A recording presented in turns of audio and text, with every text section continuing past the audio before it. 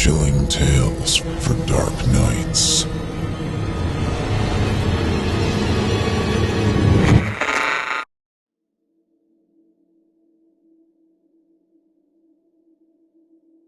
Darkness fell in the forest, through the trees, along the paths. I had been running for around an hour and was ready to head toward home. The nights were coming so much earlier as fall was fast approaching. I loved running, and this time of year was my favorite since all of the leaves were bright and splashed with color. Plus, the weather wasn't too extreme in any direction. It wasn't too hot, and it wasn't too cold. It's a nice mixture of the two that allowed me to run without fear of overheating or catching myself out too late and freezing. I like to run through a not-so-used path in the forest behind my house. This area cuts off through the deepest portion of a heavily wooded zone for about half an hour. This has always been my favorite place to run, because I know it isn't likely that I will run into another person. It is always mine, calm and serene. I had been out longer than I should have been, considering how quickly the dark was enveloping everything. Still, I was reluctant to turn back. A pleasant breeze blew through the trees, carrying the sweet aroma of the dried leaves, bark, moss, all of the smells of the forest. It is easy to lose track of time by paying less attention to it, and more attention to your surroundings. I seem to have this problem often.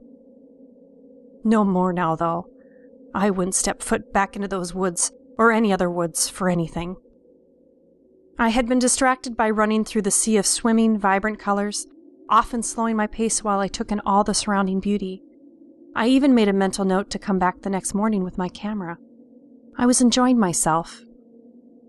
I'm not a photographer, and I don't sell or gift out my photos. I do, however, find an odd enjoyment taking pictures of things I find beautiful or interesting. My husband has joked on more than one occasion that I have more pictures of leaves and rocks than I do of him or myself. He surprised me last Christmas by taking a few of my nature shots, one of a shocking red-leaf tree, an ancient well, a few orange and yellow leaves, and some rather unique-looking rocks, blowing them up and framing them for me. They are hanging neatly in the hallway even now. By the time I reached the end of the woods and turned to head home, it was almost completely dark. I leaned over, my hands on my knees, readying my body for the trip back. I popped out my earbuds and took in the sounds of the forest. The crickets and frogs were already playing their familiar nighttime songs. No sooner had I caught my breath and moved that I heard a strange, unnatural rustling in the near distance. It sounded like it was coming from off the path, but not quite within my view. Though I love the sounds of the night, it is also a little unnerving to hear something odd when you are so far away from anyone and anything. Those sounds let you know just how late it is and how alone you really are. I decided not to replace my music and to just listen. I figured it was a squirrel, but something told me I should pay attention and be safe anyway. A small way down the path, the rustling started again. I slowed my pace and listened again for a second. I wondered if there could be someone else in the woods with me. I walked for a moment and listened, realizing I was holding my breath as the rustling continued. I breathed deeply and picked up my running back up when a new sound struck me. It almost sounded like painful moaning, but I couldn't tell if it was human or animal. I was paralyzed with fear for a second, but I found my footing and ran faster. Unfortunately, it seemed the rustling and the moaning only became louder, closer. I looked around as I ran to see if someone or something was there, but there was nothing. The moaning drowned out the sounds of the forest until all I could hear was it and the rustling. I ran through the dark until my foot caught in a small tree root along the path. I fell hard on my hands and chest, hitting my head along the way and scraping my face across the cold ground. It took a moment to gather my senses as my head reeled from the blow. Everything flooded back in red overcast as the distressed moaning picked back up. As my sense of sight returned to normal, I wished I had brought a light with me. I wasn't generally out this late. I had been so distracted, even more so than I realized. It was now full-on dark, and seeing very far ahead of me in any direction was difficult. there was a sliver of a moon. I could see, but the dense forest kept the light from penetrating too far in. Even just the light of a cell phone would have been comforting, but all I had was my MP3 player, and it had no lights. Another wispy sound caught my ear, and this time I turned around to see if I could find out what made that terrible noise. I regretted looking. On the ground, moving hastily toward me, much quicker than it had any right to do so, was what appeared to be a beaten and bloody woman. At first, I felt a twinge of concern and worry for her, as it appeared she had been through something horrific. I felt she needed my help, but that feeling was swiftly replaced with intense dread and fear. As she moved closer and her features came more into focus, I could see that she wasn't all there. There was only a head with nappy black hair, thin muscular arms, and a torso. She was dragging her brown and dirty entrails along behind her, making her way along with her hands. For a brief second, we made eye contact, but there was more malice in her milky eyes than pain. She screamed out in what might have been agony or desperation and barreled towards me. I couldn't believe she could move that fast with just her arms, but as I backed away from her in a childlike crab walk, she flew toward me. I blubbered and begging her to stop. I asked her if she needed help, and then I screamed for help of my own. I don't know how long it took before I was back on my feet and running.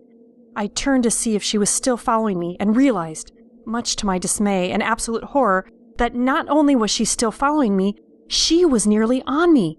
Her hands were making an awful squishing sound as they hit the forest floor, like nothing I'd ever heard before or could ever explain.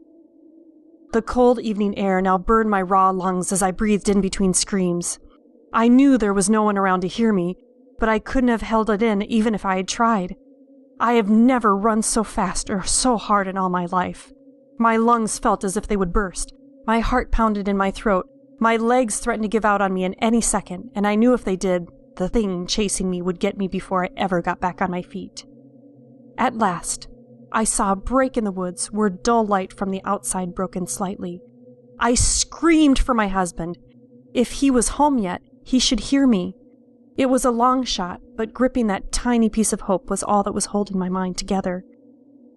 I broke through the small opening like a marathon runner, screaming the whole way. I had nearly reached my back door when my left knee gave out. There was an old injury there from my athletic days in high school, and pushing it too hard always leaves me in a lot of pain. I fell to the ground once again, screaming in terror and pain, quickly turning, fully expecting to see that horrible figure sloshing towards me, but was shocked and relieved to realize that I was alone. My husband came running out and tried to calm me down, asking what was wrong, but couldn't understand all that I was saying. I knew it was coming out in inaudible waves, but I couldn't seem to control any portion of what was flowing from my mouth. He scanned the area, looking to see if he could spot someone chasing or following me. Feeling satisfied that no one was, he scooped me up as gently as possible and carried me into the house. My husband, John, is a paramedic, so he made quick work of caring for my leg, massaging the swelling knee until he felt it was ready to be left alone. He then wrapped it several times over with a well-used beige bandage and helped calm me down with some extra-strength pain relievers and a cup of hot chamomile tea. Finally, he sat and listened to my story, a look of disbelief on his unshaven face. Of course, he didn't believe me. He figured I got spooked in the dark and my mind played tricks on me.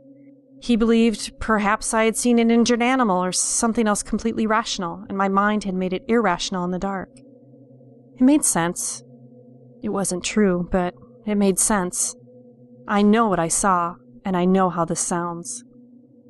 John iced my leg with a large blue ice pack we kept for just this type of thing and cleaned me up. There were a lot more injuries than I realized. I had a knot on my head, and my hands were cut up. My face, arms, and back had bruises and scrapes from both falling in the woods and when my knee gave out. I was bleeding in several places and could already feel a massive headache coming on.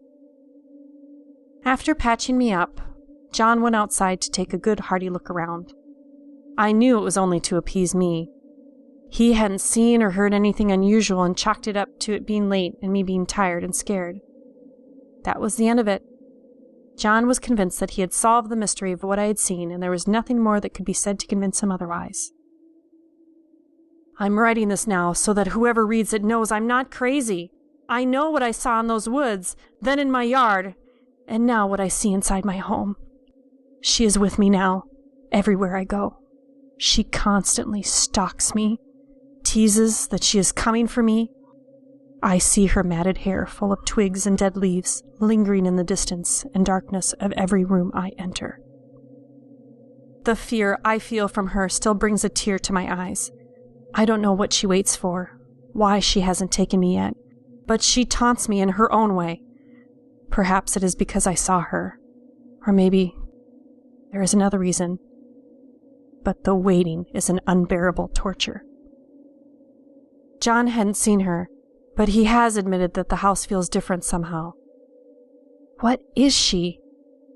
Each day she comes closer, and through the night I can hear her dragging herself along throughout my house, then breathing heavy from the dark corner of my bedroom as I try to sleep, her grotesque form showing vaguely in the dim light. I will finish this here, as I can hear that horrid sound she makes as she drags herself along, slowly moving down the hallway. She is by the bathroom now, only 2 doors from my room, the guest room. Only 1 room left. She has stopped just outside my door, but I can hear her raspy breathing, can smell the stench of rotting leaves and dirt and flesh. I can see a filthy hand with long, dirty fingernails twisting its way into my bedroom. I believe it is time. Chilling tales for dark nights.